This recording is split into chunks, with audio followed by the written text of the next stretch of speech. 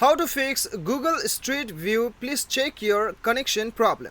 तो दोस्तों यदि आपको भी यहाँ पे please check your connection problem यहाँ पे शो करता है आपका गूगल स्ट्रीट व्यू पे, तो इसे आप कैसे फिक्स कर सकते हैं इस वीडियो में मैं आपको बताऊँगा।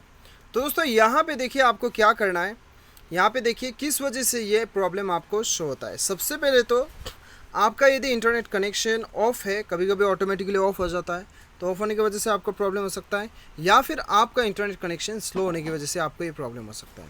तो आपको क्या करना है, सिंपली आपको जाना है अपने मोबाइल के सेटिंग्स पे।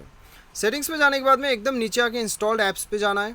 उसके बाद आपको यहाँ पे सर्च करना है गूगल स्ट्रीट व्यू। तो यहाँ पे मैं सर्च कर लेता हूँ गूगल स्ट्रीट व्यू। तो यहाँ पे कहाँ गया मेरा गूगल स्ट्रीट व्यू, शायद स्ट्रीट व्यू के नाम से शो होगा। ओके, यहाँ पे आ चुका है।